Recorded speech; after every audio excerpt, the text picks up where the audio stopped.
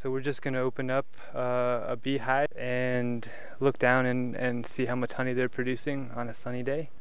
My name is Cy Bearer. I own Bearer Farms and we produce local honey. My uncle taught me how to keep bees. His brother was a beekeeper in South America and it's been sort of a pastime of my family for years. We're on the South Anna River in Louisa County, right on the border of Louisa and Goochland. Somewhat extreme topography here. We have a floodplain, we have a very high hill that sits in old ruins of a home. But certain hives will discover areas to forage different from other hives, and you can tell the difference in the flavor of the honey. The honey bees down here along the river seem to forage on flowers a little different from the ones up on top of the hill and produce a very, very sweet, tangy honey. I think my favorite honey is probably spring honey, clover honey. The lighter honeys, I think I can detect the flowers a little bit better. And I love to eat it right out of the hive. You want to try that? It's good, right?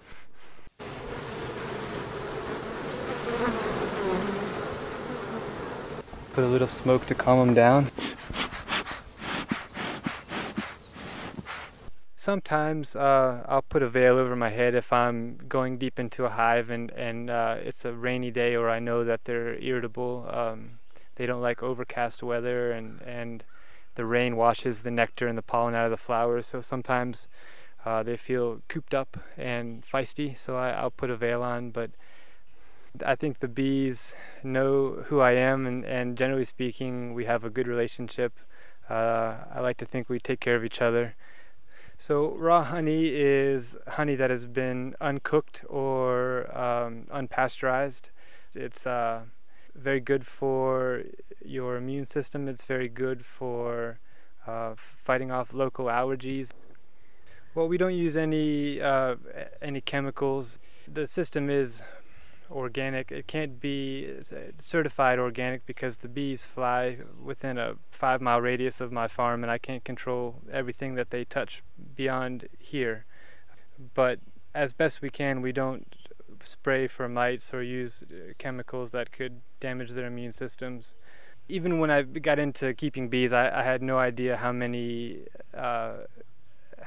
things, especially foods that we eat, trees, vegetables, are all dependent on bees for pollination, and how fragile, delicate a system it is.